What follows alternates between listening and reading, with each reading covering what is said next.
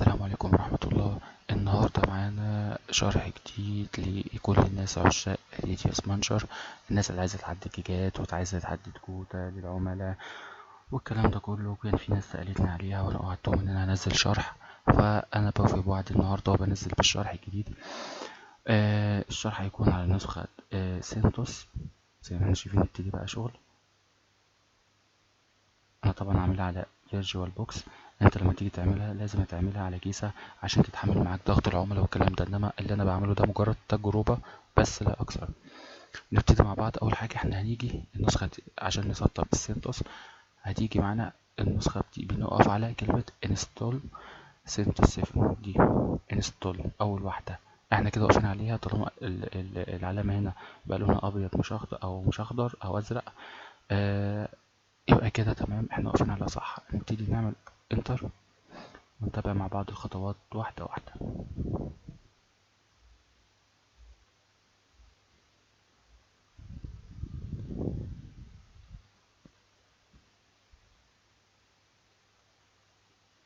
زي ما احنا شايفين هي كده بتبتدي تحمل الباكجات بتاعتها عشان تبتدي معانا الترتيب، فهنصبر عليها وعلى حسب ما هي بتاخد الوقت بتاعها ما نستعجلش.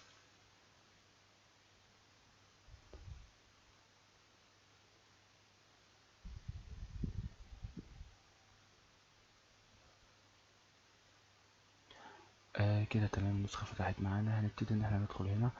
انا افضل ان انا اسطبها بالانجليزي، انت عايز تسطبها بالعربي مفيش مشكلة، بس انا بفضل ان انا اسطبها بالنسخة الانجليزي. طيب احنا كده وقفنا على الانجليش، بعد كده هندخل على continue من تحت هنا خالص. ايه احنا شايفين continue اهي، نضغط عليها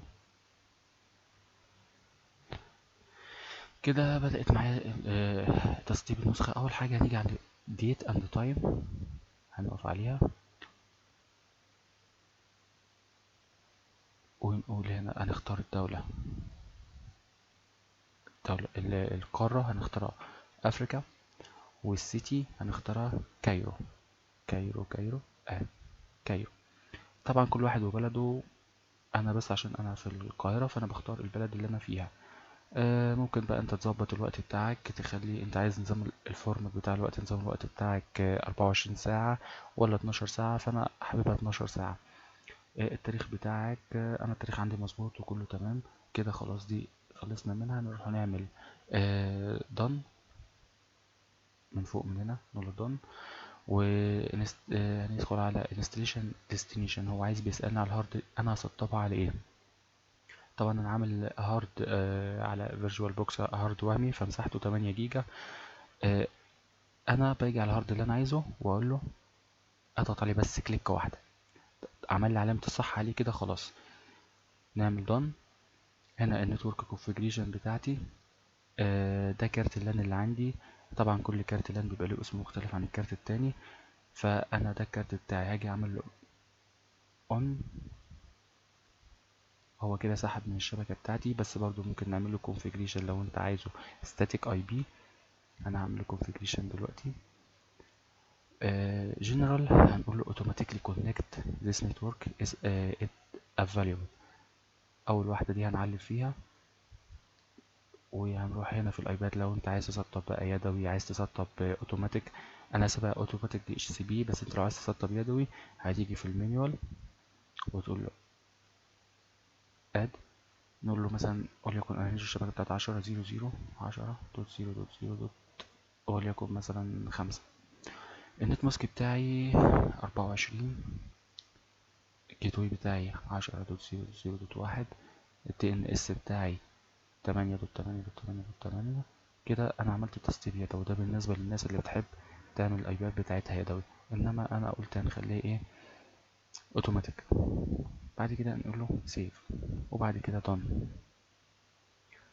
كده تمام. ندخل بقى على مرحله تسطيب النسخه. هنجيب begin installation تحت هنا خالص اهي begin installation. هيسألني هنا باسورد الروت، انت عايز له باسورد ايه. انا مثلا اي باسورد بقى انت هتختاره براحتك، وليكن مثلا انا باسورد الروت هختاره 1 لحد 6 مثلا، 1 2 3 4 5 6. كونفيرم، اعادة تكتب الباسورد مرة تانية من 1 برضه لحد 6 وتقول له done. خد بالك هنا هيسألني تحت هنا يقول لي الباسورد اللي انا كتبته ضعيف، عايز تكمل على كده ماشي، عايز تغيره مفيش مشكلة. انا هقول له ماشي كمل. هنيجي نقول له done. هنستنى لما هنا تحت يخلص الخط الازرق اللي ماشي ده، يوصل للاخر ويقول لي كلمة ريبوت، معناه ان هو كده خلص ونبتدي بقى ان احنا نسطب في باكجات الريديوس مانجر. فانا هستنى لما تخلص وهرجع لكم تاني.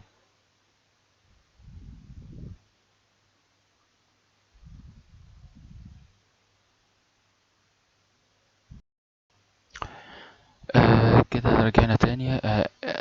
كده هي خلاص خلصت تسطيب، وكده المفروض ان احنا هنعملها ريبوت عشان النسخة تبتدي تشتغل معانا. هنيجي عند كلمة ريبوت ونستنى لحد ما تعمل النسخة تعمل ريستارت معايا.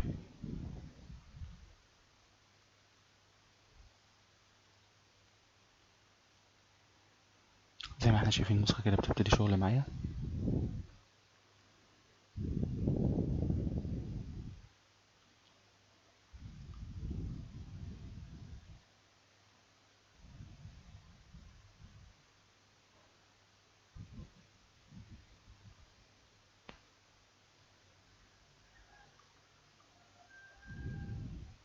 كده تمام النسخة فتحت معايا، بس انا عايز اعرف الار بي اللي هي واخدة من الشبكة كام.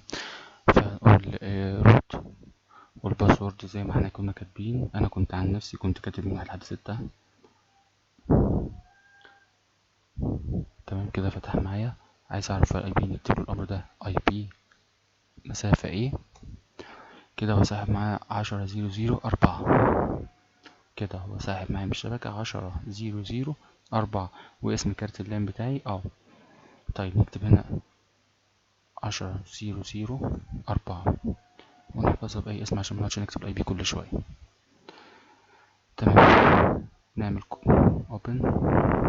تمام root باسورد زي ما انت كاتبه برضه قبل كده. طيب كده نبتدي بقى نسطب معانا